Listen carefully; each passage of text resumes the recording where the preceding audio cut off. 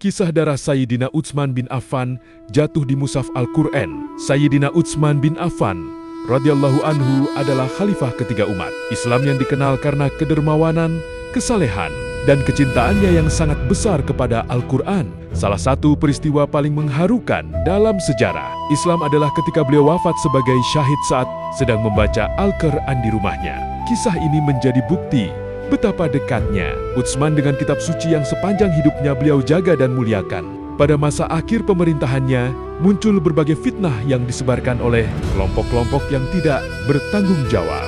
Fitnah tersebut menimbulkan kegelisahan dan perpecahan di tengah umat Islam.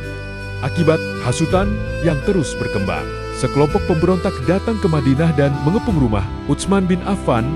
Mereka menuntut agar beliau melepaskan jabatan sebagai khalifah. Selama pengepungan berlangsung, Utsman tetap bersikap tenang dan sabar. Beliau menolak menggunakan kekerasan untuk melawan para pemberontak. Padahal banyak sahabat Nabi yang siap membela dan melindungi beliau. Namun, Utsman tidak ingin darah kaum muslimin tertumpah hanya demi mempertahankan dirinya. Beliau lebih memilih bersabar dan menyerahkan urusannya kepada Allah Subhanahu wa Ta'ala. Pada hari yang sangat menyedihkan itu, para pemberontak berhasil memasuki rumah Utsman. Saat itu beliau sedang duduk membaca mushaf Al-Quran dalam keadaan khusyuk. Beliau melantunkan ayat suci yang menjadi pedoman hidupnya.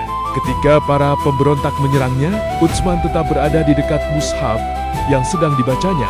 Menurut berbagai riwayat sejarah Islam, darah Sayyidina Utsman mengalir dan jatuh ke lembaran mushaf Al-Quran yang ada di hadapannya. Peristiwa tersebut menjadi simbol kecintaan beliau kepada Al-Quran hingga akhir hayat. Beliau wafat dalam keadaan membaca kalam Allah, sebuah kemuliaan yang sangat besar bagi seorang hamba yang beriman. Kisah darah Utsman yang jatuh di mushaf Al-Quran memberikan pelajaran berharga bagi umat Islam. Pertama, kita diajarkan untuk selalu mencintai dan mendekatkan diri kepada Al-Quran dalam setiap keadaan. Kedua, kita belajar tentang kesabaran dan keteguhan hati dalam menghadapi ujian yang berat. Ketiga, kisah ini mengingatkan kita akan bahaya fitnah yang dapat menghancurkan persatuan dan menyebabkan kerugian yang besar. Sayyidina Utsman bin Affan telah meninggalkan teladan yang luar biasa.